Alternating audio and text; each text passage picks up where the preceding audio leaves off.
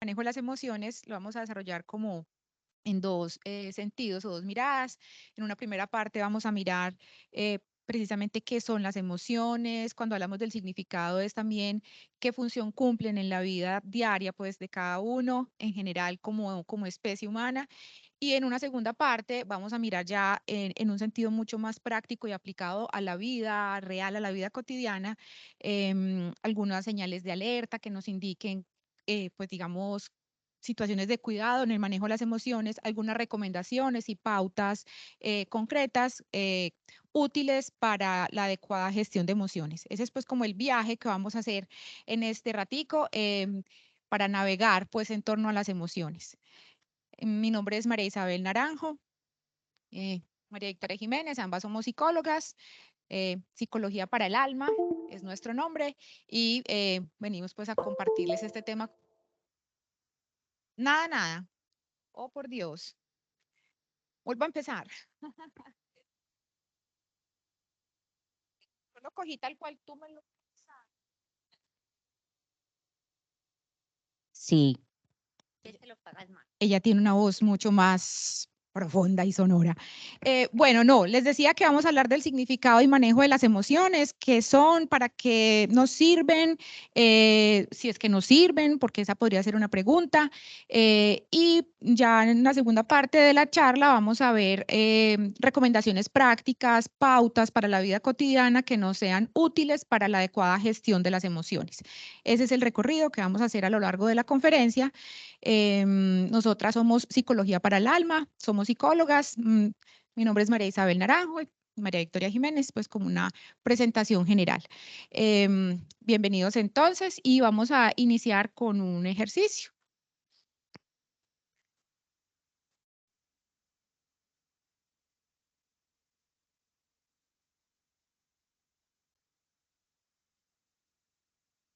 todos respondimos el cuestionario. Perfecto.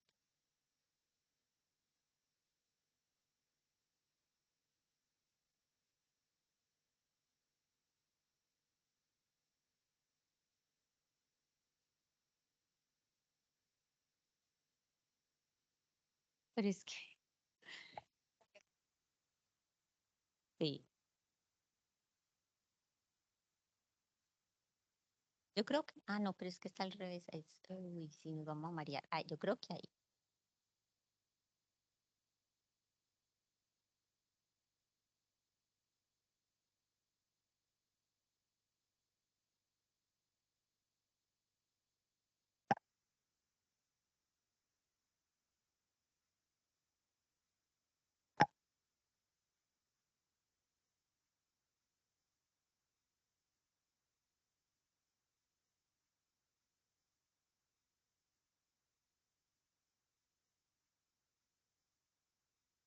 Yo creo que ahí. Ay, señor bendito. Pero es que no quiero entrar.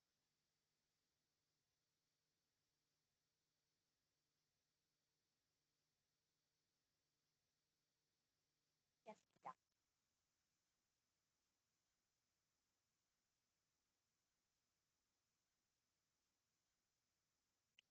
Bueno, la primera diapositiva nos dice práctica de mindfulness. ¿Alguien ha escuchado ese término? Levanten la mano los que han escuchado ese término.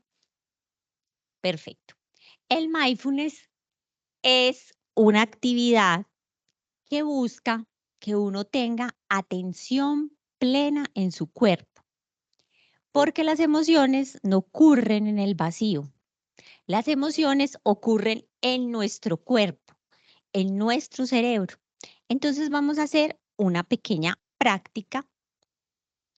Yo voy a estar por aquí y quiero que adopten una posición cómoda. Cómoda no es para dormirnos, cómoda es espalda derecha, eh, hombros rectos, pies tocando el piso. Ujú. Los que puedan, los que puedan, los que puedan.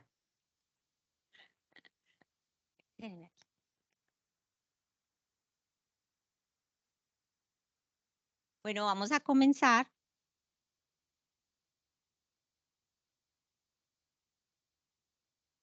Quiero que ubiquen sus ojos en una parte del piso, fijos, o los que quieran cerrar sus ojos los pueden cerrar. Lo importante de este ejercicio es hacerlo.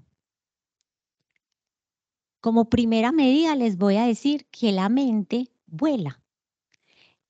Y mientras ustedes están aquí, la mente está en 1000 pensamientos.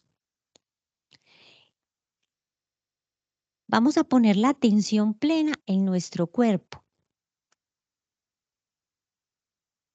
Y especialmente en nuestra respiración, en cómo respiramos. Necesito o los invito a que coloquen sus manos en el pecho o en el abdomen para que puedan sentir cómo respiran. Si la mente se vuela, ubicamos nuestra atención en la respiración, en cómo inhalamos y exhalamos. Quiero que ubiquen su atención en la cabeza, en su rostro, en su mandíbula. Y si notan alguna sensación como maluca y extraña, quiero que la miren con curiosidad.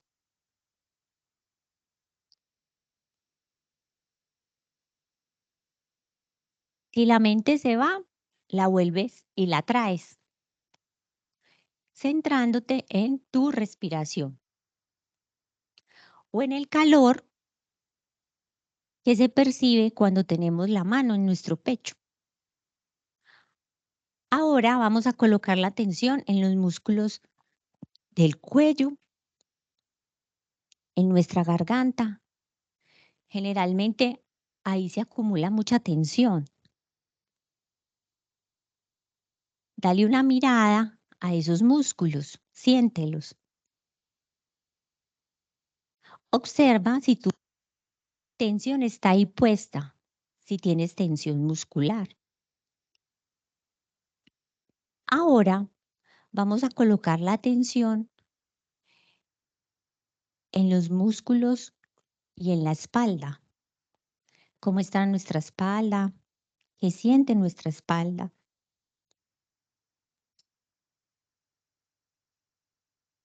Si la mente divaga, tú vuelves y la traes cariñosamente, centrándote en que estás inhalando y exhalando.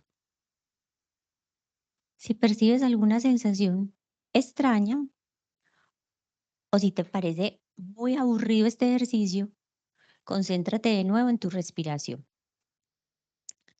Luego, vamos a poner la atención en nuestros músculos de las piernas o en nuestras piernas. ¿Alguna vez has pensado en darle gracias a las piernas? Cómo ellas te llevan a todas partes, te conducen. Este es el momento para agradecerle a las piernas, para sentirlas.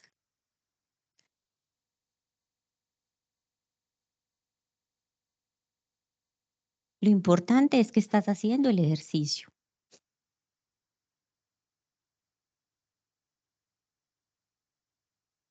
Y ahora vamos a prestar atención a nuestros pies.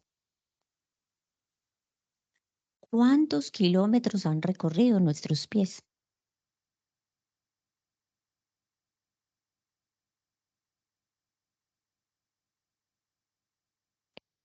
Esta es la oportunidad para darle las gracias al cuerpo por todo lo que hace por nosotros, a nuestras emociones, a nuestras sensaciones.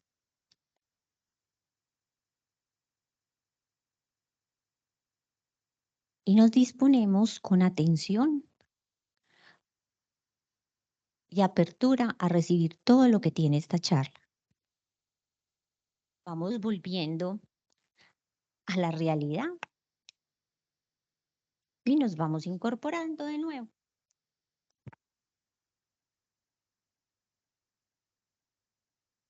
Bueno, ¿cómo quedamos? ¿O con más sueño de estar tan relajados? Bueno, la idea con este ejercicio es que nos predispone de una manera favorable para ir entrando en el tema de las emociones, porque como vieron, pues se trataba también de tomar conciencia de las sensaciones corporales, de tomar conciencia de lo que tal vez nos está generando cierta parte del cuerpo y que a veces lo pasamos por alto. Y eso es algo muy importante en la conciencia de las emociones. Eh, en la medida en que nos damos cuenta, nos permitimos conocernos y tomar conciencia de lo que el cuerpo nos dice, de las sensaciones corporales, estamos más predispuestos a conocer también las emociones. Vamos entonces, como a manera de abrebocas al tema de hoy, eh, a darle una revisada a ese cuestionario que ustedes acaban de recibir, que me imagino que ya todos contestaron, ¿cierto? Bueno, algunos que están llegando. Em, Se trataba de elegir entre falso y verdadero. Como vieron, el cuestionario se llama Mitos y realidades sobre el paradigma emocional, ¿cierto? ¿Qué significa eso? Nos basamos en un sistema de creencias, un paradigma acerca de las emociones que hemos aprendido por alguna información tal vez teórica, por la cultura, por lo que hemos aprendido en la familia, en fin, algo que puede ser muy general, pero también muy particular, muy subjetivo, dependiendo de las experiencias de cada persona. Y eso va configurando un sistema de creencias. Algunas pueden ser muy objetivas, muy basadas en la realidad y otras pueden ser erróneas. Y por eso hablamos de mitos y realidades.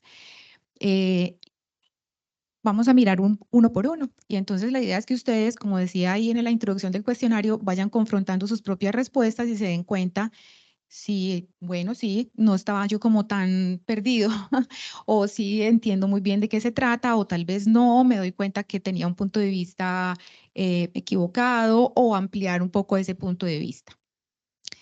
El primer mito o afirmación nos dice que hay, para los que están llegando, acá adelante tenemos algunas sillas libres para que se puedan ubicar más cómodamente.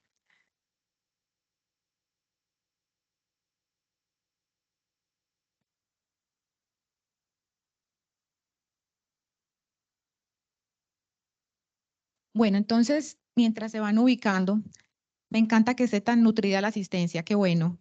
La primera afirmación o creencia nos dice, hay emociones buenas y malas. ¿Qué creen? Algunos habrán contestado falso, otros verdadero. Vamos a mirar qué hay detrás de esa afirmación, porque incluso esas expresiones de buenas y malas las encontramos mucho en textos que hablan sobre las emociones, no solamente en el lenguaje cotidiano de las personas, lo encontramos en Internet, en algunos documentos, y uno podría decir, sí, pues digamos que es una clasificación normal que se usa.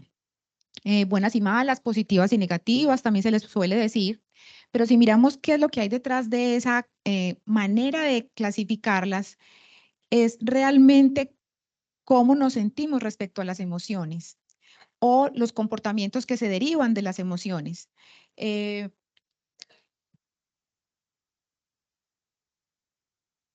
bueno, sí,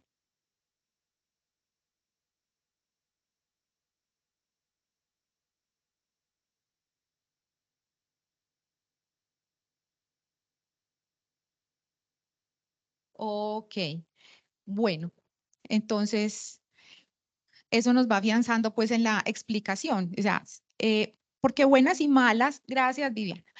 Em, Esa palabra tiene, la palabra malas tiene como esa connotación de algo que hay que rechazar. Si algo es malo para mí, pues quiere decir que me va a hacer daño, ¿cierto? Eso pensaría uno. Entonces es algo que hay que rechazar o evitar. Y justamente con las emociones se trata de no rechazarlas, sino saberlas entender y saberlas manejar. Entonces, si lo vemos de esa manera, lo más correcto, lo más preciso no sería catalogarlas como buenas y malas, sino como agradables y desagradables. Porque recuerden lo que les decía, es más en función de cómo nos sentimos. Por ejemplo, estar enojada, que es pues el enojo, la rabia es una emoción. Estar enojada no es agradable. Y los comportamientos que se pueden generar a partir de mi enojo tampoco van a ser como chéveres. Em, pero decir que el enojo es malo, no, entonces no es agradable. Entonces, en ese primer punto diríamos que esa afirmación es falsa. Hay emociones agradables y desagradables. Segunda creencia o mito. Llorar es mostrarse vulnerable o débil. Resultados.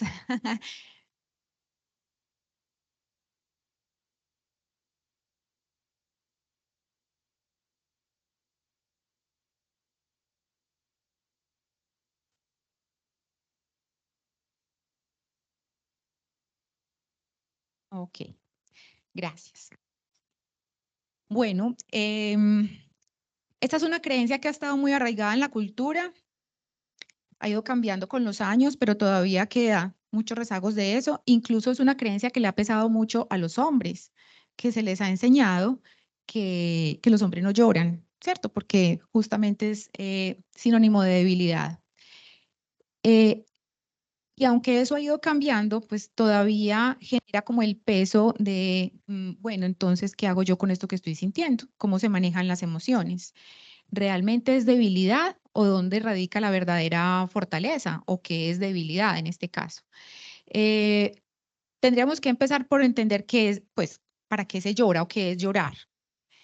El llanto es simplemente, bueno, y cuando digo simplemente no es que le esté quitando importancia, es que no hay que ponerle otras cargas adicionales. Llorar es simplemente la manifestación visible del cuerpo ante una emoción particular, que puede ser la tristeza o la rabia. Uno puede llorar ante pues, emociones diferentes.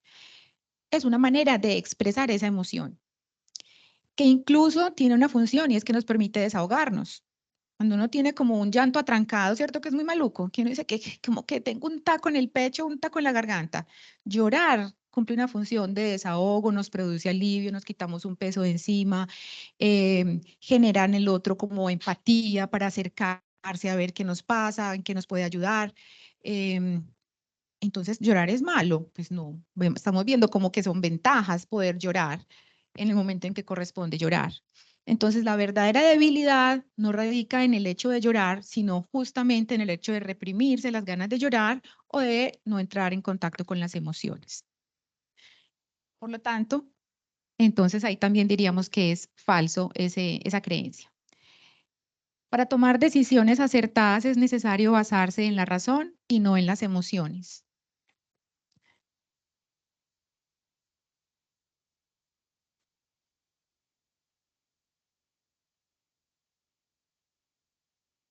32 consideran que eso es verdadero.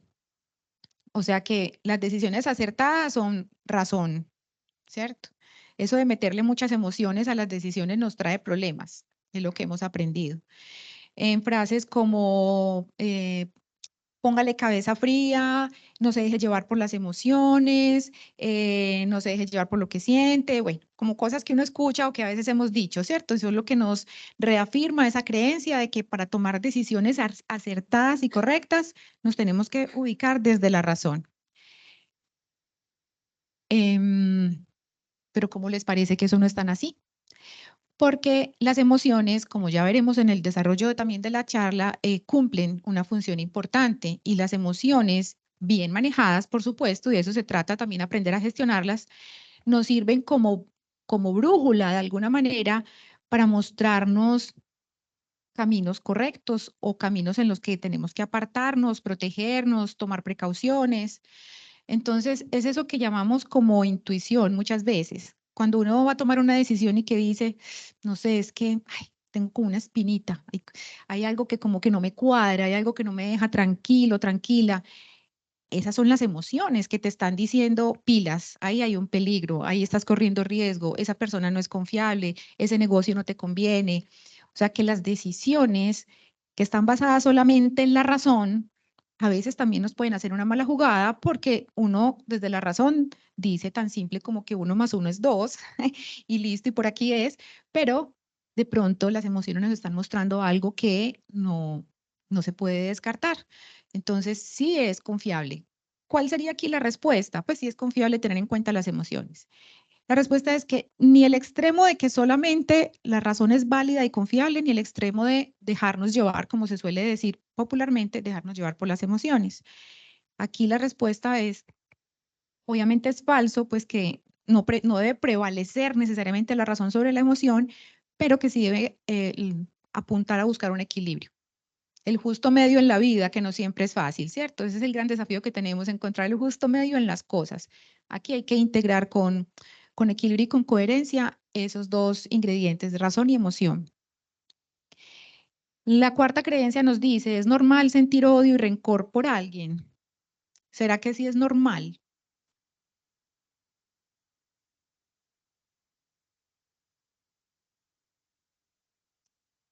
Bueno, jóvenes, 31 personas dicen que sí. Em, para responder a esta pregunta, lo primero es que nos despojemos como de esa connotación moral que puede tener la pregunta o la afirmación o como de esa de lo políticamente correcto, porque aunque muchos se aventuraron a contestar que sí, pero podría haber como ese temor de, pues es que si yo digo que sí, me van a juzgar como una persona rencorosa, una persona que odia. Entonces, digamos que dejemos eso a un lado. Realmente en la vida de cada uno, cómo hemos aplicado esta creencia. Entonces, para quienes dijeron que sí, eh, puede ser como que, bueno, pues que somos humanos, así como uno quiere a algunas personas, odia a otras, o como algunas personas dicen en su lenguaje común, es que yo soy de odios y amores, es que a mí el que me la hace ya se me sale y ya, mejor dicho, lo llevo en la mala, ¿cierto? O es que eso nunca se lo voy a perdonar. Y lo normalizamos. Y pues sí, así funciona la vida, porque como somos humanos, entonces tenemos ese, pues digamos, esa parte de, digamos, emocional de odio. Pero entonces aquí hay que diferenciar entre rabia y rencor o odio, pues u odio, que no son lo mismo y que de pronto eso puede hacernos replantear a algunos de los que contestaron que sí, replantear esa respuesta, o puede que algunos digan sí, me mantengo en mi respuesta. ¿Por qué hay que diferenciar? Porque la rabia o el enojo como emoción básica en los seres humanos sí es normal. Es normal e incluso necesaria. Es normal que sintamos rabia ante ciertas situaciones donde experimentamos eh, frustración, que las cosas no salen, que nos sentimos vulnerados y respetados. Claro, y el enojo cumple una función. Nos permite poner límites, nos permite defendernos o atacar, si es el caso. Pues atacar no en el sentido agresivo, sino de cómo actuar para poner unos límites. La rabia cumple una función, pero la rabia llega, pues aparece en el momento en que es necesaria, cumple su función y pasa y seguimos con la vida. Pero cuando esa rabia ya empieza a estar alimentada con pensamientos, interpretaciones que hacemos de la situación y le ponemos ya como arandelitas y otra carga afectiva, otra carga emocional adicional, se va acumulando porque no la dejamos pasar. Se va acumulando en el tiempo y ahí es donde aparece el resentimiento. Y llega con el tiempo también el odio. Entonces, lo que sí es normal es sentir rabia, como parte de nuestras emociones humanas. Lo que no es normal, ya para responder a esa creencia, es el resentimiento. Si alguno de ustedes o de los que contestaron que sí, bueno, o replantean esto de pronto o consideran que sí es normal, entonces ahí la invitación es como a revisar qué rabia ha quedado acumulada en el tiempo. ¿Por qué no se ha podido expresar apropiadamente o canalizar apropiadamente? Y qué es lo que nos está presentando eso como un reto, un desafío a trabajarla y al perdón, porque obviamente pues el odio está generando otras consecuencias. Entonces la respuesta ahí también es falso. Vamos en falso todas hasta ahora. Quinta creencia, ser fuerte es bloquear el contacto con las emociones.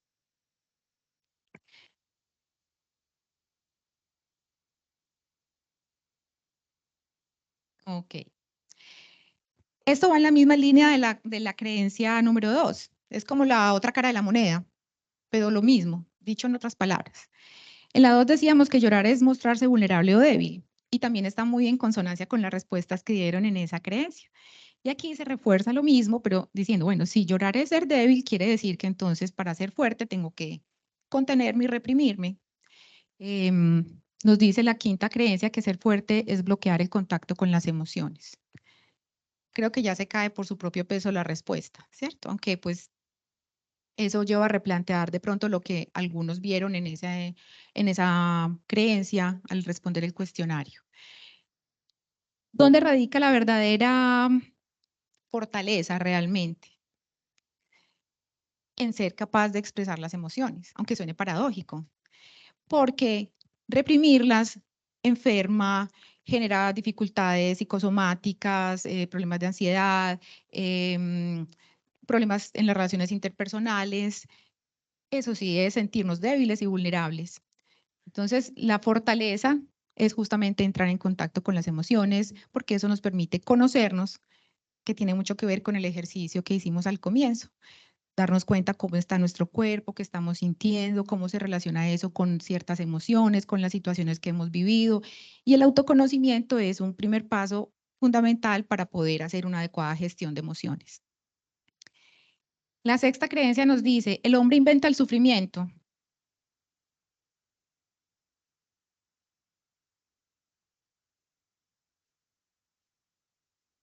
Ok, me encanta porque estamos aquí reevaluando creencias. Me encanta porque son respuestas, o sea, las proporciones son muy contundentes.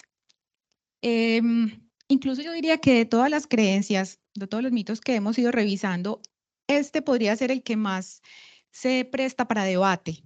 Obviamente, pues somos muchos y no es el espacio para empezar como a compartir todas las respuestas individualmente, pero se presta para debate porque nos pone a confrontarnos con la noción que tenemos de sufrimiento y eso puede generar unas variaciones en la respuesta. Hay distintos enfoques del sufrimiento, desde lo psicológico, filosófico, espiritual, desde lo médico, entonces ahí ya nos estaríamos también parando en perspectivas diferentes. Por ejemplo, desde lo médico se hace una diferencia muy sencilla entre el dolor en lo físico y el sufrimiento como para referirse al dolor emocional. Sencillo. Desde lo psicológico, que es, pues, digamos, lo que nos concierne en este momento, se hace una diferencia entre el dolor emocional y el sufrimiento. El dolor emocional, entendido como esas manifestaciones emocionales a partir de una situación de pérdida, de adversidad, y que, pues, en la medida en que las vamos asimilando, procesando, pues, pasarán y superamos esa situación. Pero cuando nos resistimos a esa experiencia de dolor, cuando increíblemente nos apegamos al dolor porque no logramos asimilar eso que nos está sucediendo, entonces llega el sufrimiento. Desde ahí, desde esa perspectiva, entonces la respuesta sería que sí, efectivamente el hombre inventa el sufrimiento o lo crea.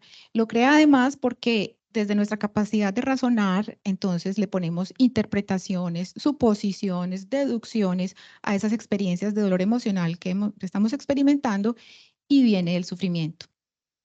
Y ya, pues allá habría también otras connotaciones que no son el tema propiamente, pero desde lo espiritual también el sufrimiento puede tener un sentido, un propósito, pero no deja de ser cierto que es que le ponemos, digamos, carga adicional al sufrimiento como algo que creamos.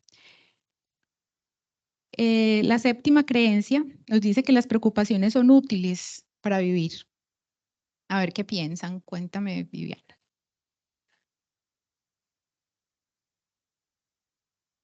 Ok. Para esos que contestaron que es verdadero, es muy interesante hacer el ejercicio mentalmente, pues porque ya cada uno se cuestionará qué situaciones de la vida recuerdan puntuales en las que puedan decir, sí, preocuparme me trajo estos y estos beneficios, estos resultados positivos. Yo me preocupé mucho, mucho, mucho y me fue bien. Yo me preocupé mucho, mucho y logré tomar la mejor decisión. Ya cada uno se contestará, pero que se examine a ver si realmente en situaciones concretas eso se ve así. Puede ser que algunos digan que sí le ha sido útil, pero yo me atrevería a decir que en la mayoría de los casos la respuesta es, hombre, no, realmente, viéndolo bien, preocuparse trae más cosas desagradables que, pues, o negativas que positivas. Y se han hecho muchos estudios sobre eso y la mayoría coinciden en decir que alrededor del 91, bueno, no, varían algunas cifras, más del 90% de las situaciones en la vida que nos preocupan nunca suceden. Eso nos dicen los estudios. Entonces terminamos generando un desgaste físico, mental, emocional, unas consecuencias negativas para nuestra salud, de cuenta de unas preocupaciones por situaciones que nunca suceden. Entonces la respuesta es, ¿realmente es útil? No, las preocupaciones no son útiles. Las preocupaciones generan estrés que elevan los niveles de cortisol, de adrenalina y cortisol en el organismo, que son conocidas como las hormonas del estrés, y pues finalmente puede ser que haya sido en vano. ¿Qué es lo que sí es útil? Y creo que ahí también podría clarificar para los que respondieron que sí, y es la capacidad de anticiparnos para visualizar escenarios futuros, para tomar decisiones en la vida. Eso es útil, pero no necesariamente significa estar estresado. Por ejemplo, un empresario, un inversionista, son personas que si tienen esa capacidad pueden hacer buenos negocios. O sea, un inversionista que sabe que si compro aquí, tengo tanta ganancia en tanto tiempo, me estoy anticipando a lo que va a pasar en 6 meses. Un empresario que sabe que en la temporada de diciembre necesita más empleados porque van a aumentar las ventas y toma la decisión 3 meses antes. Cosas como esas permiten atender una situación antes de que suceda, pero no necesariamente estresante. No es preocuparse. ¿De acuerdo? Y la última, pueden ser muchas más. Tenemos aquí 8 solamente como manera de abrebocas, porque las demás se van a ir como que poniendo en evidencia en el transcurso de la conferencia, pero con esta pues terminamos. Las emociones se mezclan entre sí. Aquí planteamos unos ejemplos, como mezclar miedo con ansiedad, tristeza con depresión. ¿Qué respondieron?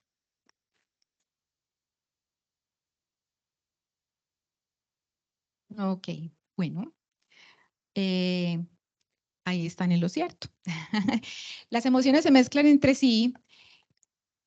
Podemos experimentar en algunos casos como la emoción en su estado más puro, por decirlo así, como descripción del libro, así, bueno, la tristeza se manifiesta así, así, así, o la rabia así, así, así, pero la verdad es que en la mayoría de los casos pueden estar mezcladas con muchas otras emociones, emociones con pensamientos, con ideas, y eso va dando lugar a nuevas experiencias emocionales. Es un poco como haciendo el símil con lo que pasa con los colores. Hay unos colores básicos o primarios, el amarillo, el azul, el rojo, pues o magenta, bueno. Y la mezcla de esos colores da lugar a nuevas tonalidades, casi que incontables colores existen en el mundo. Igual como que en esa misma metáfora podemos hablar de las emociones. Las emociones se pueden mezclar y dan matices, tonalidades, como distintas intensidades en unas y otras. A veces decimos como es que siento como una mezcla de cosas que no sé, no sé ni cómo se llama. Tengo como una mezcla entre rabia y tristeza, ¿cierto? ¿Les ha pasado? O una mezcla entre impotencia, frustración y rabia.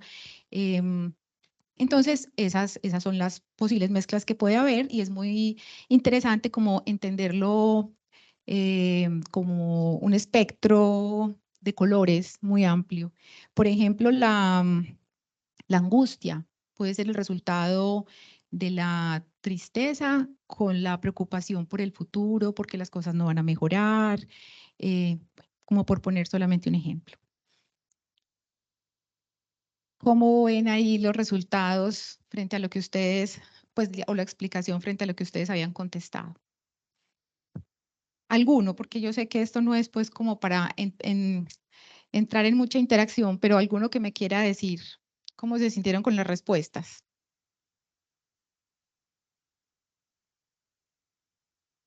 Bueno, tan tímidos.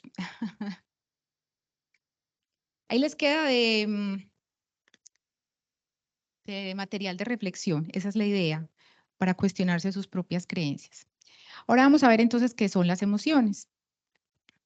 Son reacciones o respuestas automáticas y subjetivas, porque también tienen que ver con la particularidad de cada persona, que manifestamos ante distintas situaciones. Conllevan cambios orgánicos que son de origen innato, pero que también están influidos por la experiencia. ¿Qué quiere decir eso? Cambios orgánicos, por ejemplo, la tristeza, tomemos esa emoción como ejemplo, puede expresar cambios orgánicos como agotamiento físico, necesidad como de descansar más, puede haber alteraciones en el sueño, en el apetito, llanto, pero también está influido por la experiencia, porque a partir de experiencias previas que yo haya podido tener en torno a la tristeza, puedo haber identificado que prefiero buscar apoyo, relacionarme con otros, que me escuchen, desahogarme, y es mi manera de gestionar la tristeza. Pero puede ser que otra persona en una situación similar de tristeza diga, no, yo a partir de experiencias previas he identificado que a mí me gusta más como no estar con mucha gente, como que procesar mi tristeza un poquito más solo o con un círculo más cerrado. Es la misma emoción, puede haber manifestaciones orgánicas parecidas, pero están influidos por experiencias diferentes. Viene del latín emovere, que significa mover o agitar. Me parece siempre muy bonito y muy interesante mirar la etimología de las palabras, porque nos muestra como lo que contiene y lo que implica esa palabra, pues ese significado que hay detrás del nombre aparente. Entonces, mover o agitar nos indica que las emociones en sí mismas nos llevan al movimiento, nos sacan de nuestro estado habitual para impulsarnos a hacer algo diferente y determinan nuestro modo de ser y la forma de relacionarnos con el mundo. El sentido filogenético de las emociones. Bueno, de la filogenética hay mucha tela que cortar y podría haber mucho que decir, pero pues no es, digamos, el tema principal en el que nos vamos a enfocar hoy. Pero sí quiero como resaltar un poco sobre el sentido filogenético, porque las emociones que compartimos con otras especies nos muestran mucho como de esa función primaria y esencial que cumplen. Entonces, la filogenética, precisamente, pues como esa rama de la biología que nos habla de la evolución de las especies o del grupo de especies, nos muestra dos miradas de las emociones. Una, que cumplen un papel en la historia evolutiva de la especie humana porque nos han ayudado en la supervivencia y facilitan las relaciones interpersonales. Y la otra mirada es que hay emociones que no son exclusivas de los seres humanos, sino que las compartimos con otras especies, con animales, bueno, especialmente como mamíferos. Son emociones muy primitivas y muy vitales para la supervivencia. Por ejemplo, el miedo. El miedo, el miedo,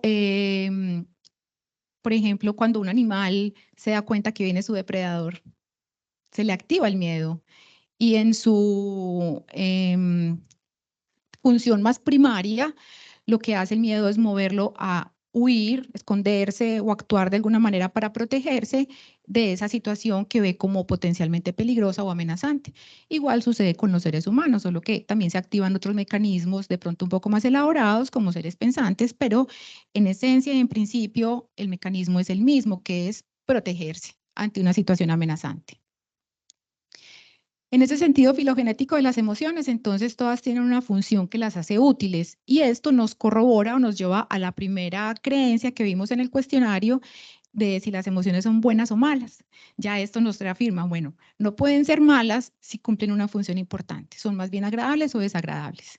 Esas funciones son para la supervivencia, para comunicarnos y comprender las experiencias de la vida, que se resumirían o se agruparían básicamente como en dos funciones principales. Las funciones adaptativas, que son las que nos llevan a acercarnos o a alejarnos de una situación, dependiendo de si necesitamos interactuar o protegernos, o relacionado también con si son agradables o desagradables. Las agradables son las que nos motivan como a interactuar o a estar en presencia de o en contacto con personas o situaciones. Y las desagradables a alejarnos. Y las funciones sociales permiten comunicar, pues las emociones, a través de las emociones, comunicar a los demás cómo nos estamos sintiendo. Y eso también da información de cuáles son los comportamientos que se pueden derivar de ahí o qué pueden esperar los demás. Si yo veo que una persona está enojada porque me lo expresa en su lenguaje corporal, me está comunicando cosas y yo ya sé cómo interactuar con esa persona y yo ya sé que, bueno, que más o menos qué tipo de comportamientos puedo esperar o cómo me puedo yo también comportar. En la interacción cumple una función muy importante. Bueno, en este cuadro se ve exactamente lo que les acabo de decir de manera muy clara, cómo clasificado las emociones agradables de aproximación y las desagradables. Entonces tenemos al amor, bueno, con el amor hago aquí como una pequeña cuña o aclaración, y es que el amor no es solamente una emoción. El amor en su sentido más primario se clasifica como emoción, pero el amor también es un sentimiento porque involucra pues como la parte de nuestras decisiones, nuestros pensamientos, nuestra voluntad, y también pues por eso se suele decir que el amor es más una decisión. Pero para efectos pues de lo que aquí queremos clasificar está también el amor como parte de esas emociones que se generan. La alegría nos motivan como a estar en contacto con otros, abrazar, acercarnos, buscar interacción, la calma, estar en esas situaciones que nos producen calma, la curiosidad y ir a explorar, o sea, dirigirnos hacia algo o alguien. Y por el contrario, las emociones desagradables que nos invitan a la protección o al distanciamiento. Bueno, vamos a mirar el significado y función de las emociones.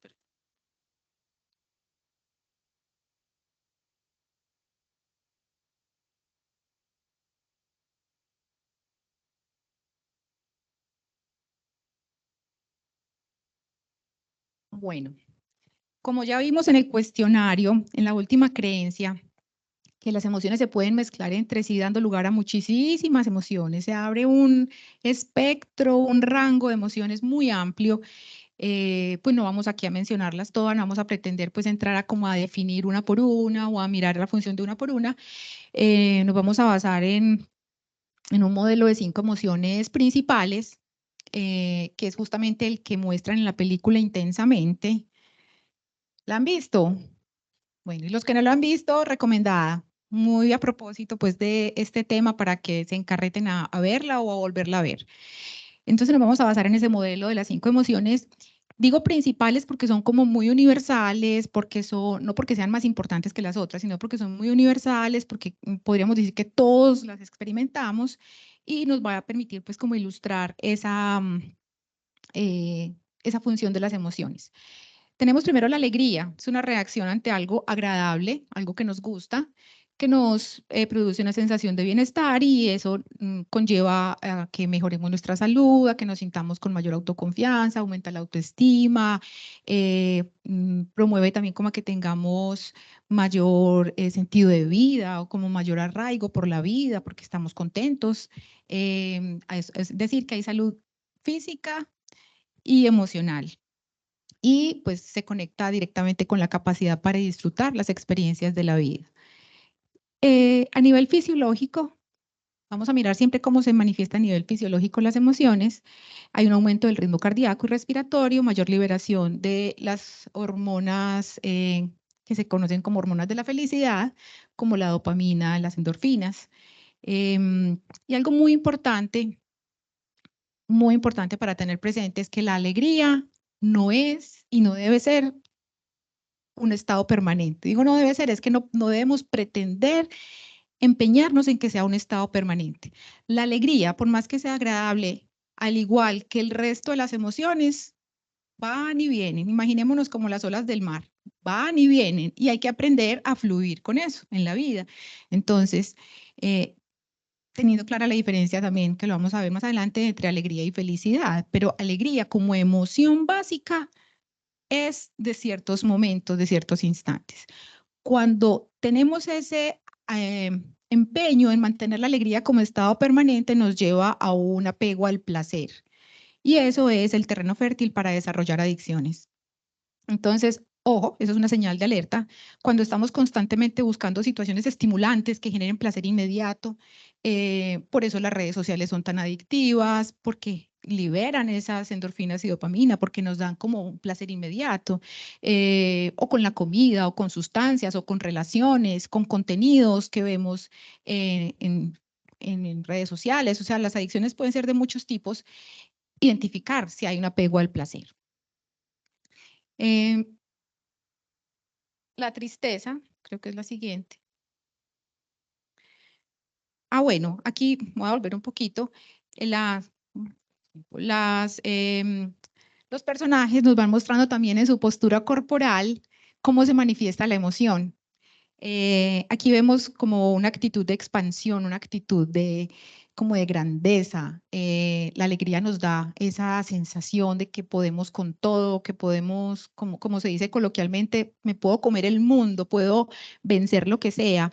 Y esa es la postura corporal que tiene ahí el personaje de la alegría. Además, pues de la sonrisa, de las manos abiertas, dispuestas como al contacto, al abrazo, bueno, todo lo que puedan ahí leer del lenguaje corporal es interesante. Y con la tristeza, también vemos el personaje decaído, azul, que el azul se asocia también con el frío, la tristeza es así, como apagadita. La tristeza es un estado de ánimo bajo, reducción en la actividad cognitiva y conductual. ¿Eso qué significa? Que la actividad cognitiva se vuelve más lenta. Nos volvemos un poquito más lentos para pensar, para memorizar, para concentrarnos.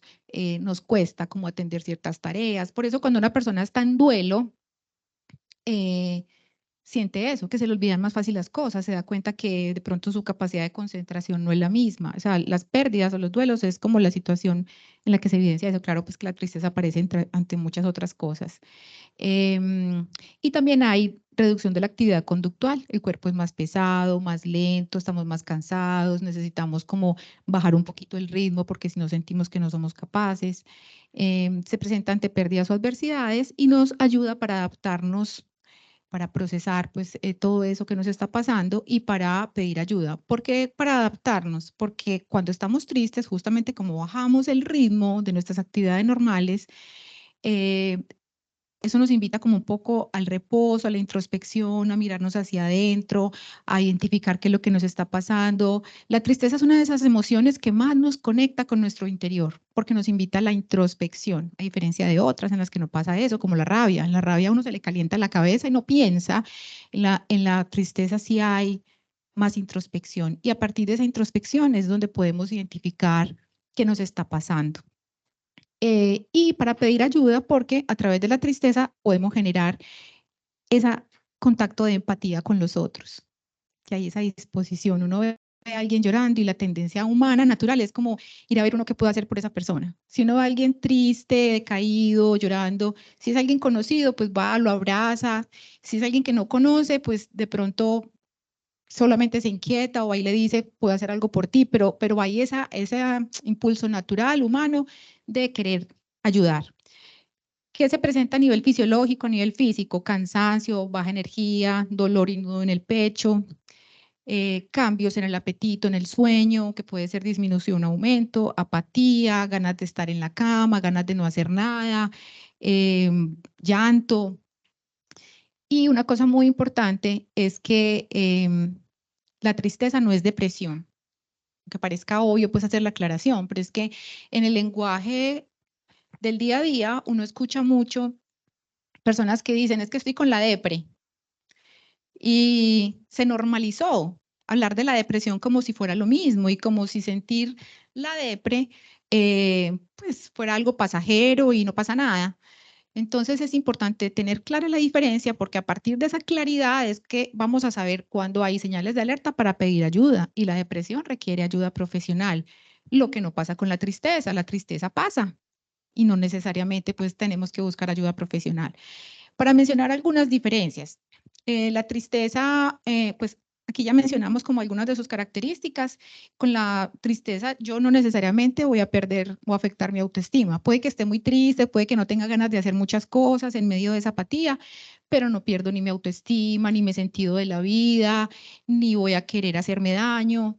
Con la depresión sí puede pasar, que en medio de esa tristeza tan profunda que no he logrado de pronto elaborar, eh, o que no he logrado comprender y trabajar, empiezo a sentir que mi vida es vacía, que no tiene sentido, yo por qué estoy en este mundo, puedo hacerme daño y entre otras diferencias, eso pues ya son señales de alerta.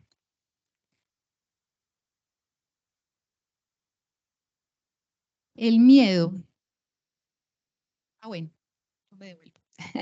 El personaje. Es que me gusta que miremos mucho la postura corporal porque eso nos dice mucho y eso es importante a la hora de saber leer las emociones en nosotros mismos y en los demás.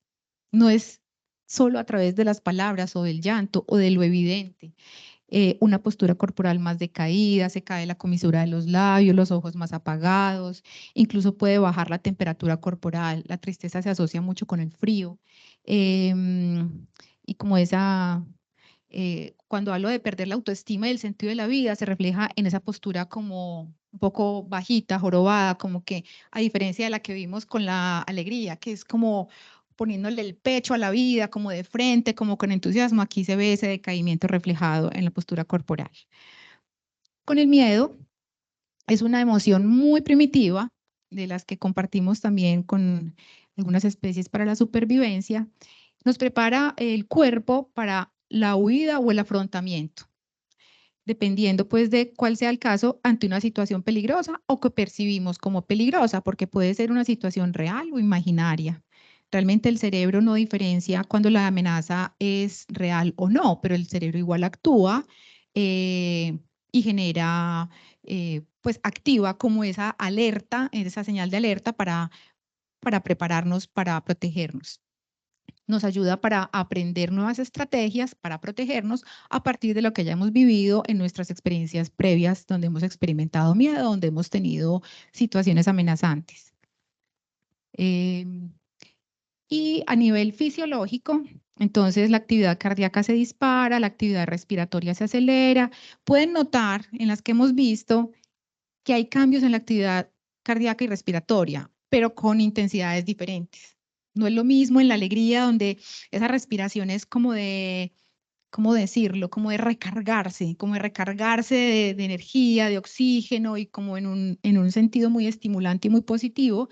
En otras emociones, casi todas, donde hay cambios en la actividad respiratoria y cardíaca, tiene otras connotaciones. Acá, por ejemplo, es una respiración superficial, que es como acelerada y que da como una sensación de ahogo, porque es, cuando uno tiene miedo, como respira, como que se me va a salir aquí el corazón, pero no me pasa el aire de acá, de acá. Es sensación de ahogo. También puede haber temblor en el cuerpo, transpiración. No todos pues experimentamos lo mismo, pero más o menos para ilustrar. Que se nos eriza la piel, que puede haber dificultades estomacales. Bueno, más o menos pues como para ilustrar algunas. ¿Qué nos muestra el personaje en su postura corporal? Puede haber una tensión muscular también, los ojos se abren bastante, ahí las pupilas se dilatan, es una manera muy primitiva y muy filogenética de prepararnos para estar alertas. O sea, la alerta se asocia con los ojos muy, muy, muy abiertos para poder actuar. La rabia. Esta emoción nos prepara para afrontar situaciones que experimentamos como, digamos, amenazantes en el sentido de que somos tratados con injusticia o frustrantes porque algo no nos salió como esperábamos o que son molestas, que nos generan como una cierta aversión. Y lo que hace entonces la rabia es que nos prepara para atacar o defendernos. Miremos el personaje, cómo se ve, con una llamarada encendida en la cabeza, de color rojo, apretando los dientes. Y eso ilustra tal cual lo que sucede en la rabia. Bueno, todo el mundo, pero es muy general. Esa llamarada en la cabeza es que tal cual la rabia se experimenta como un fuego desde adentro. A diferencia de la tristeza, que se asocia más con el frío, que baja la temperatura corporal, la rabia puede aumentar la temperatura corporal. Entonces la gente dice, no, se me subió el calor o voy a explotar. Es como una sensación de explosión. O esta persona tan explosiva, usamos mucho ese lenguaje. O como que es una rabia que arde. O sea, miremos las metáforas que usamos en el lenguaje. Y a veces incluso la cara se pone roja también. Entonces, a nivel fisiológico, en todo ese lenguaje corporal, vemos cómo, además de que aumenta la actividad cardíaca y respiratoria, como en las anteriores, eh, aumenta el tono muscular, es decir, hay tensión muscular, podemos estar más rígidos, se incrementa otra vez los niveles de adrenalina en la sangre, generando pues muchísimo estrés. Aquí con la actividad cardíaca y respiratoria, la intensidad está en la descarga. Les decía, en la alegría es como una recarga. Aquí es como una descarga. Esa respiración que se hace con rabia es como botando todo eso, que ese fuego pues que está como prendido. Bueno, y con la rabia, entonces, como ya vimos también en el cuestionario, tener muy presente para esos indicadores de alerta cuando esa rabia no estamos logrando procesarla correctamente y se va convirtiendo en resentimiento o en odio. Eso también es algo para revisarnos. Y seguimos con el asco. En algunos textos o en la misma película lo mencionan como asco, pero también es equivalente a decir rechazo, aversión, repulsión, desagrado, también lo mencionan como desagrado, para que no nos remitamos solamente como al significado tangible de la palabra asco. Es una reacción de repulsión o antipatía ante algo desagradable y que nos ayuda a tomar distancia para protegernos. Para protegernos, por ejemplo, si yo siento un olor muy desagradable de un alimento que está descompuesto, ¿cuál va a ser la tendencia? Apartar eso y a no comérmelo. O sea, el olfato me está informando que yo ante eso tengo un potencial peligro y que debo cuidarme. No me lo como para no intoxicarme. Pero como les decía, no nos limitamos solamente como a la parte sensorial, si algo huele mal, si algo sabe mal o si es una sensación desagradable en la piel, que se me subió un... Ay, ¿yo qué hice aquí? Si se me subió un bicho a la piel y la sensación es desagradable. Bueno, cualquiera de esas experiencias sensoriales tiene que ver con el asco, pero también tiene que ver con esa sensación de desagrado o de rechazo hacia experiencias más como de la relación con otros. Por ejemplo, situaciones o comportamientos en los que yo veo que algo atenta contra mis creencias. Y eso me produce mucha aversión, mucho, pues, digamos, asco, aunque asco remite más como a lo sensorial. Por ejemplo, ver una situación donde se está abusando de una persona o ver una situación de corrupción. O sea, hay personas que literalmente dicen, eso me produce asco, me produce desagrado, rechazo. Entonces también tiene que ver con eso. Y nos genera una reacción muy frecuente que es la necesidad de limpiar, bien sea referente al asco en cosas físicas como al asco en cosas menos tangibles como la que acabo de mencionar, la necesidad de lavarse, de bañarse. Por eso uno ve mucho también como en las películas, pues y en la vida real, cuando hay una situación de abuso, de agresión, de maltrato, que me robaron en la calle, la necesidad de llegar a bañarse, como una limpieza emocional, física, energética, en todos los sentidos. Eso tiene que ver con esa búsqueda, pues, como de compensar ese rechazo. Bueno, este es un viaje por las emociones, como les decía, son muchas más, pero esto nos va ilustrando ya como sus funciones en términos generales.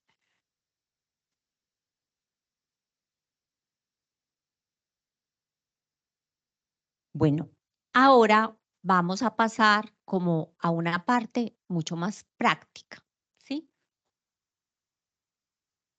Vamos a pensar esta mañana que nos desplazamos para la universidad y nos vinimos en el metro. Y nos bajamos, ¿en dónde? Estación Parque Berrío. Y al frente vi a Luisa. Luisa fue compañera mía de colegio. Y yo, muy, muy emocionada, o muy emocionada, volé la mano así y Luisa pasó así. Y no me saludó, ¿cierto? Primer evento desencadenante, Luisa no me saludó. ¿Cómo interpreto el evento? Depende de lo que yo sea. Hay gente optimista. Luisa está miope y no ha ido donde el oftalmólogo. Claro, yo me cambié el color del cabello y Luisa no me reconoció. Claro. La o el pesimista. Yo desde chiquito, nadie me ve, nadie me reconoce. No he podido. El bravo. No voy a decir palabras, vieja ridícula, era pinchada desde el colegio, claro, y yo aquí como una boba o un bobo saludándolo. Pero espere y verá que haya encuentro de exalumnos. Ay, vea. Luisa, ¿se acuerda que el 20 de septiembre usted iba en el metro a las 5:50 y yo me bajé y vea, eso lo podemos hacer. O la persona depresiva se puede sentir muy triste y decir, finalmente, me levanté con el pie izquierdo. ¿Qué pasa en las experiencias internas? Las experiencias internas, las emociones no ocurren como en el vacío, sino que las emociones se gestan en el cerebro y en el cuerpo. Entonces, ¿qué puede pasar en nuestro cuerpo? Pues que me puede dar rabia, que se me puede revolcar el estómago, que me puedo sentir como con una sensación como maluca, como que ya se me dañó el día, porque siempre las emociones ocurren en nuestro cuerpo, no son ajenas a la realidad. El lenguaje corporal y facial es que yo puedo entrar a la universidad con una cara de que a mí se me hubiera muerto alguien, o puedo entrar arrastrándome, o puedo entrar muy bravo, o puedo entrar respirando maluco. Y las consecuencias es todo lo que pasa a partir de que Luisa no me saludó. No le vuelvo a hablar, me vuelvo más irritable, no vuelvo a saludar a nadie en la calle. Ya voy a mirar hacia abajo y no vuelvo a saludar porque ese oso peludo que hice en la estación Parque Berrío no lo vuelvo a hacer. Entonces, hay consecuencias y conductas y siempre las emociones están relacionadas con factores de vulnerabilidad. ¿Cuáles son los factores de vulnerabilidad? Lo que a mí me duele, lo que no me gusta, mi personalidad, mis experiencias pasadas. Y ese es el circuito de modelo emocional. O sea, tú no estás bravo porque sí. Tú no estás triste porque no ha pasado nada. Tú no sientes miedo porque se te ocurrió. No, hay todo un modelo de respuesta emocional que se gesta, que se activa a partir de eventos, circunstancias y todo lo que te pasa en el día a día. Vamos a ver un videíto.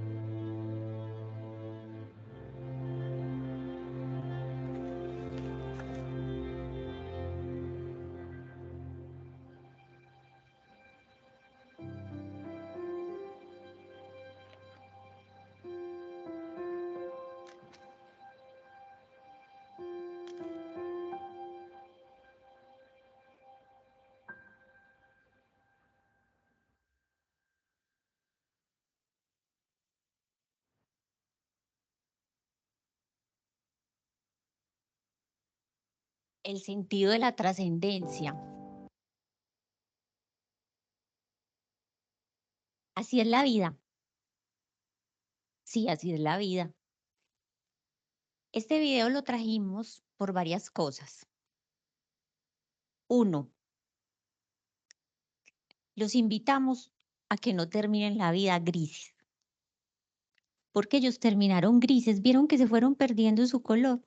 El niño dejó de ser amarillito y el papá dejó de ser como entre moradito y azul.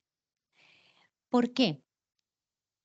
Porque es muy importante tener ikigai. Y ikigai en japonés dice aquello que le da sentido a nuestras vidas. No vinimos al mundo solo a comer, a pasar bueno, a trabajar, a estudiar, a conseguir plata y a ser muy reconocidos. Vinimos al mundo a vivir el momento. Miren cómo el chiquilín disfrutó de la música que estaba en el parque, ¿cierto? Cómo sus dibujos con la ABC tenían sentido y cómo muchas veces la sociedad nos encasilla y nos mete en un sentido muy diferente. Es como la congruencia entre lo que yo tengo que hacer y cómo vivo mi vida. Finalmente se dice que ese Ikigai mejora el sentido de la vida y podemos tener mejor salud física y psicológica. O sea, hay algo bien interesante en el Ikigai y es que ¿cuántos de nosotros pensamos que nos podemos morir diariamente? Que este viaje es cortico. que es que los de 29 no se mueren, sí, se mueren los de 29, se mueren los viejitos, se mueren los jóvenes. ¿Y cómo quieres irte de esta vida? ¿Quieres vivir como solamente cumpliendo o con congruencia? Porque el sentido de trascendencia versus el sentido de placer nos conecta mucho con el mundo emocional. No hay atajos o vías rápidas que aseguren la felicidad, pero nuestra sociedad está afianzando la felicidad en sensaciones. ¿Cuánto tiempo, y no los estoy criticando, podemos pasar en redes sociales? ¿Cuánto tiempo? ¿Cuánto sabemos o cuánto nos fijamos en cuántos likes tienen nuestras historias? Revisamos muchas veces todas las noches cuántas personas vieron nuestros estados y que aquella no me miró y que aquel no me miró. Ay, sí soy importante, me sigue mirando los estados. Esa es nuestra vida y eso no quiere decir que esté mal, pero la sociedad nos está planteando sensaciones rápidas, apego al placer, rápido, inmediata. Saber afrontar las batallas del día a día conecta con la trascendencia, la plenitud y la felicidad. No es que no busquemos el placer, pero el placer se acaba, el placer es rápido, el placer se agota. Y recuerden, estas emociones y esta vida conecta con ese sentido de trascendencia que ustedes tienen, con ese sentido de, hey, población que está aquí, ustedes, ¿para qué vinieron a la vida? ¿Qué misión tienen? ¿Qué es esto? ¿Qué están haciendo? ¿Por qué están estudiando eso? ¿Qué misión tienen? ¿Cómo van a dejar el mundo mejor? Es que el mundo está catastrófico, pero cada uno tiene una obligación con el mundo de dejarlo muchísimo mejor. Por eso el sentido de la trascendencia está unido a las emociones.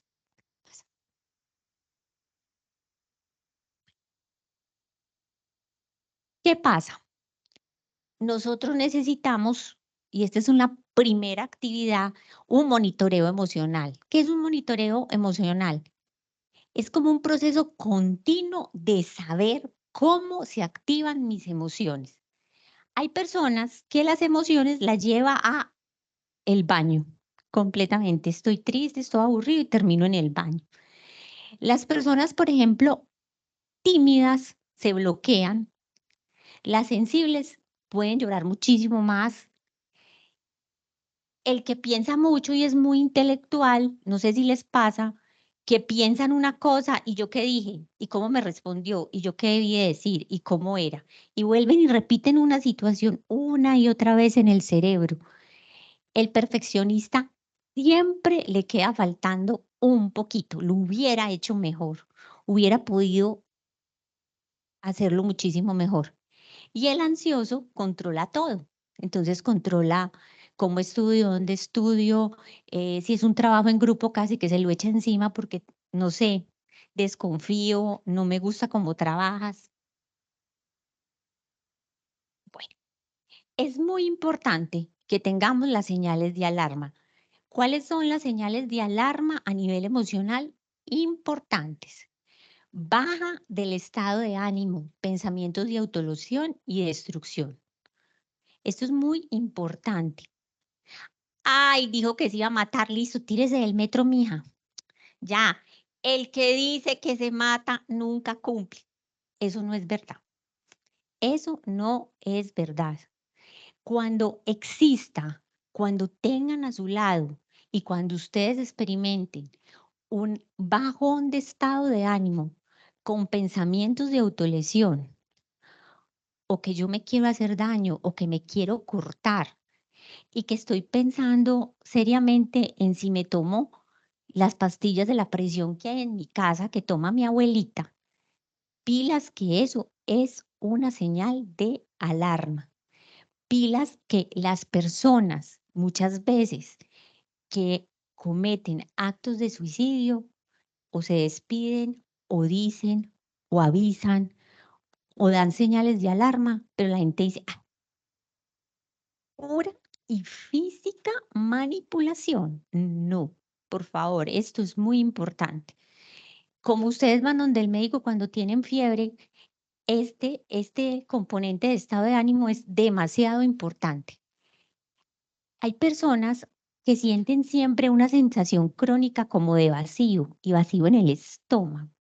Eso lo podemos sentir, pero cuando esa sensación crónica y de vacío es permanente, es una otra señal de alarma. Dificultad para controlar la ira. Lo que estoy diciendo es ira, pero ira intensa. Y muchas personas la disfrazan, la ocultan, como es que los jaramillos somos de temperamento templado y abrimos los ojos y le gritamos a todo el mundo.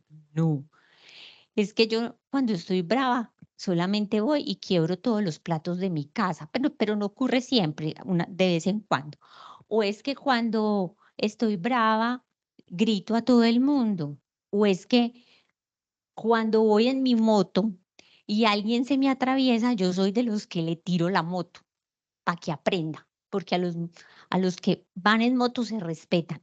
Pilas con eso.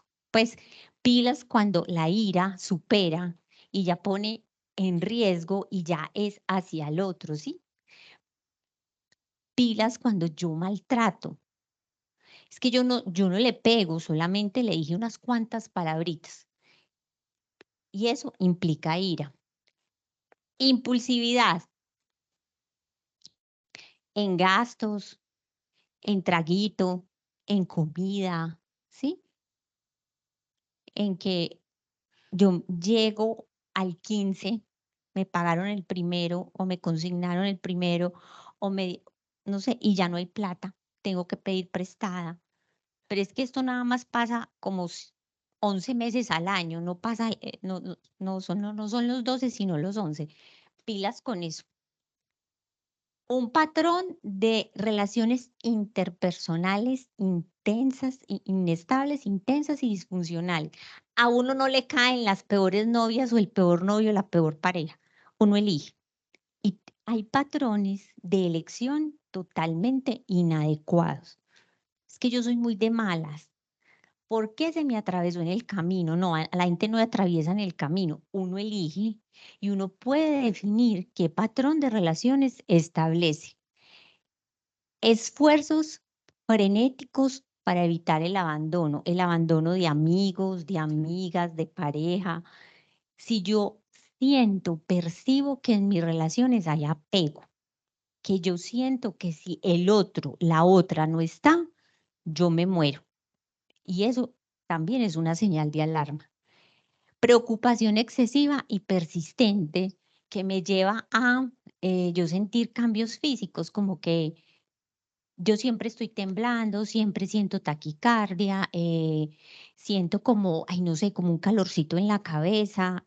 Eso es importante porque la preocupación, como decía María Isabel, eleva el cortisol y genera muchos cambios y reacciones en el cuerpo. Como les decía, aparición súbita de temblores, náuseas, miedo a perder el control, sensación de entumecimiento y hormigueo. Dificultad para conciliar el sueño. Ah, no, es que yo soy de las personas que solo duerme 2 horitas y me levanto súper. No puede ser que duerma 2 horitas o 3, a no ser de que tenga algo que la haga quedar trasnochando. Pero de lo contrario, el insomnio es muy importante tenerlo en cuenta como señal de alarma. Fatiga o pérdida de la energía todo el día. No soy capaz de levantarme, me quedo los domingos viendo las 20 temporadas de la serie favorita y ya, y no hago nada. Eso también es, ay, pero ¿qué tiene de malo? Pero si esa es la constante durante la vida tuya, es un factor de alarma. Disminución de la capacidad para concentrarse, o sea, no soy capaz de concentrarme, no me entra lo que estoy aprendiendo, tengo que levantarme 5 o 6 veces de mi lugar de trabajo, también es un factor de alarma. Y por último, una inestabilidad afectiva debido a una notable reactividad del estado de ánimo. Como que no me pueden decir nada porque prendo. porque o lloro por cualquier cosa, o estoy irritable, o todo me enoja, o todo se vuelve como un mundo. Estas son señales que requieren ayuda profesional. Bueno, entonces, primeros auxilios emocionales. Se perdió la luz. Bailar es bueno también. Bueno, cambios en la fisiología del cuerpo. Les vamos a contar algo. Cuando tú estás bajo un estado emocional, quedas como entrampado, como si te cayera, así como el traje de astronauta, y necesitamos cambios en la fisiología del cuerpo. ¿Cómo qué? Hacer ejercicio intenso durante 20 minutos. Ay, qué pereza. Es que yo no nací para el ejercicio, no importa. Pero es que a mí no me gusta ir al gimnasio, no la estoy mandando para el gimnasio. Pero es que, ay, no, es que estos pies me duelen tanto. Sí, lo entiendo. Pero bajo un estado emocional donde estén muy, pero muy irritables, pero con mucha carga emocional, se dice que un estado intenso al cambio fisiológico del cuerpo se le debe introducir un cambio fisiológico intenso. Ejercicio por 20 minutos, un bañito de agua fría cuando a la gente no le gusta, ¿sí? Como algo que te permita estar ahí. Y respirar, pero no, respirar con inhalación y exhalación. Eso ayuda a que la emoción donde estás atrapado, donde estás atrapada, disminuya. Distracción de los acontecimientos de incitación emocional. ¿Qué es distraerme? Distraerme es hacer otra cosa que me permita plasmar la atención o llevar la atención al otro lado. Distraerme no es buscar a una persona que me ayude, que me apoye en mi estado emocional. Mira lo que me pasó, estoy muy brava. Y la persona le dice, sí, es que es horrible, es lo peor, yo también estaría horrible, vení. Claro, te pasó lo peor, vos de esta no te vas a levantar, sí, es que esa persona es horrible. Bueno, esas personas no ayudan, ¿cierto? Actualmente se dice que hay gente medicina, yo no hablo de gente tóxica, gente medicina, gente que le ayuda a uno, gente que le puede escuchar sin censurar o ayudar como a activar más la emoción. Entonces, buscar cuáles son los distractores que tiene cada uno. Y conexión con los sentidos. Cuando yo hablo que conexión con los sentidos, estoy hablando de qué pasa si uno se chupa un limón. Pues si me gusta, sí, pero si no me gusta, es muy maluco. Entonces la conexión con los sentidos es a las emociones, le hacen competencia a los sentidos y ayudan a que ese sentido te lleve a poner la atención en otra cosa, comerse un limón, irse a comer el postre que le gusta, escuchar la música que le gusta, mirar imágenes en el celular o fotos que me gustan mucho de mi galería. O sea, ¿cómo nos vamos a activar con otras sensaciones corporales que nos permitan disminuir la emoción?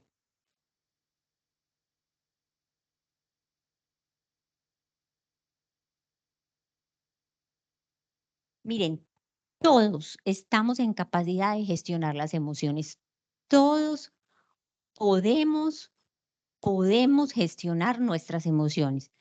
¿Quiénes son los que no pueden gestionar las emociones? Los que no se conocen. Pero si nos conocemos, todos podemos. Y la salud mental y física depende de cómo gestionas las emociones, de cómo estás en contacto con tu mundo emocional, de cómo reaccionas. Y hay algo muy importante, las emociones no expresadas quedan reprimidas y generan enfermedad. ¿Cuántas gastritis tienen origen en un estrés crónico, cierto? No te saludo porque tengo un mico de hace mucho tiempo. Ese mico, esa tensión, eso que tienes aquí en el cuello, eso que te pasa, ¿será que estás reprimiendo tu mundo emocional? Bueno, es importante reconocer la emoción, ¿cierto? Hay personas que dicen, no, no, estás llorando, no, es que se me entró un suciecito al ojo. ¿Estás bravo? No, yo no le voy a decir que estoy bravo porque es darle mucha importancia. ¿Te da miedo? ¿Te da miedo las alturas? No, no, no. Es muy importante reconocer la emoción, reflexionar acerca de ella y por lo tanto etiquetarla y practicar la autocrítica constructiva. ¿Qué quiere decir? ¿Qué quiere decir esta emoción? ¿Por qué yo estoy tan brava? ¿Por qué me enojo tanto? ¿Por qué me produce como tanto miedo esta situación? ¿Qué me está produciendo tristeza? E inducir el cambio a través del cuerpo es a través del ejercicio, la respiración, buscar una vía para expresar la emoción. Finalmente es, ¿cómo lo voy a hacer? Voy a escribir qué voy a hacer, ¿cierto? Por eso, buscar una vía para expresar la emoción está muy ligada a realizar actividades que ayudan a liberar la tensión. Cada uno tiene una forma de ayudar o liberar esa tensión. Y hay algo importante, ¿qué me enseña esta emoción y qué reto me plantea? Y si yo no soy capaz de gestionarlas, buscar ayuda profesional si lo considero necesario. Bueno, hay algo bien interesante y es ya nuestro último tema, que es la validación y la invalidación emocional. Nosotros hay veces no podemos con las emociones de los otros y no podemos con las emociones propias. Entonces, validar es aceptar las emociones propias y ajenas sin juzgarlas. ¿Y qué requiere? Observación y mucha conciencia. Porque cuando nosotros validamos, no le estamos respondiendo o diciendo al otro, eso es una bobada, eso es horrible, sino que le estamos dando valor a lo que él tiene. Las emociones que tendemos a validar con más frecuencia son el miedo, la rabia y la tristeza, porque pueden ser muy señaladas socialmente.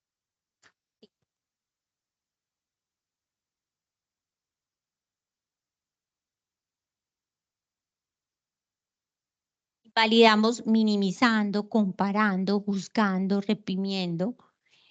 ¿Y qué hacemos? Esto hace que limitemos la función de la emoción y el riesgo a desarrollar y aumente el riesgo de desarrollar dificultades psicológicas.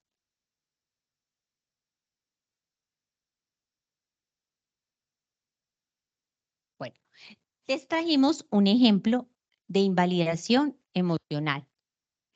Martín tiene 19 años de edad, se siente realmente triste.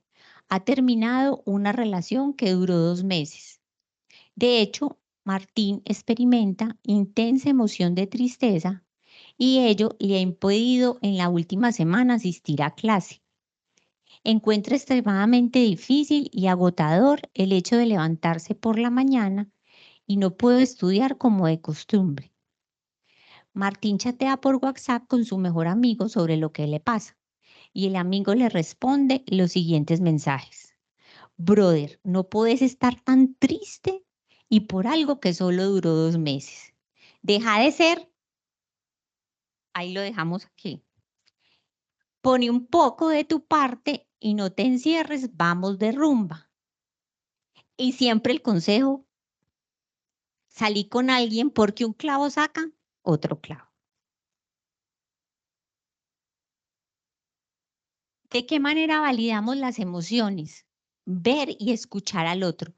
Escuchar al otro no es si anda contándome que yo, espera, ay no, mira lo que, ay, mira lo que publicó aquella, mi charo, si anda siguiendo, es oír a la persona sin esto. Espérate que me está sonando el celular, ay, mira, 3 notificaciones de WhatsApp, 4, uy, del Instagram, vea, que ella publicó una foto. No es escuchar al otro así, es ver y escuchar al otro con tiempito. Si no lo puedo escuchar inmediatamente, le digo, aceptar con mente abierta todo lo que siente el otro, limitar las reacciones defensivas de uno mismo, identificar las emociones del otro, ¿qué me quieres decir? Dar respuestas empáticas sin aconsejar. Yo no, Eso es lo más común, dar consejos, acompañar al otro y reflejar lo que el otro dice, como si fuera un espejo. ¿Quieres decir esto?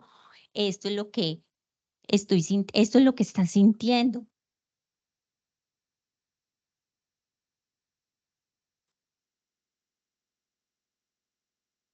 Bueno, ya para terminar, porque sé que se tienen que ir, nos queda como reflexión entonces de las emociones, la importancia de conocernos, reconocer cuáles son esas sensaciones corporales que están manifestándose en torno a esas emociones y para poderlas gestionar apropiadamente, que nos va a generar bienestar psicológico. El bienestar psicológico pues abarca todo lo que hemos visto.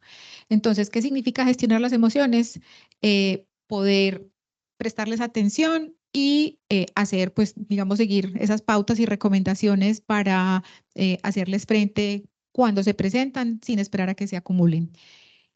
Y la manera como nos conectamos y expresamos emociones es clave, no solo en la vida cotidiana, sino que tiene un papel fundamental en nuestro sentido de autorrealización y trascendencia. Queremos hacer como énfasis en eso, retomando un poco lo del video, del papel que tienen las emociones en la trascendencia. No es solamente una charla de emociones donde nos explicaron que esta emoción es para esto, esta otra es para esto y que si no logro manejarlo, consulte al psicólogo, ¿cierto?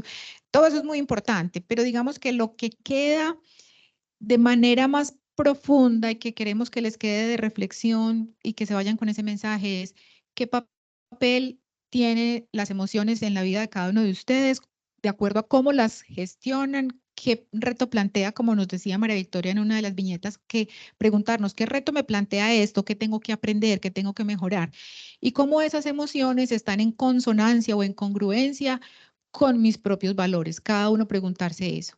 Porque aunque las emociones son generales, son universales, todos las experimentamos, la manera en que nos comportamos, nos desenvolvemos, nos relacionamos, tiene mucho que ver también con la manera como concebimos el mundo y nuestros propios valores. Y frente a eso, pues esta frase me parece muy bella: una vida feliz con integridad emocional no es una vida sin conflictos, no es la carencia de conflictos, sino una vida en la que gestionamos sabiamente nuestros conflictos emocionales en conjunción con nuestros valores más profundos. Si sabemos gestionarlas de acuerdo a nuestros valores, vamos a estar en el camino hacia la autorrealización y la trascendencia, es decir, ir más allá del momento presente. Muchas gracias a todos por su atención. Bueno, eso es lo que tenemos para hoy. Muchas gracias, María Victoria, María Isabel. Hago la corrección, no es pareja del alma, es psicología para el alma. Yo estaba toda distraída, qué vergüenza.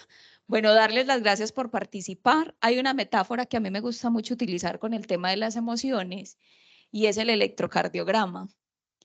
¿Cómo es el electrocardiograma de una persona que está viva?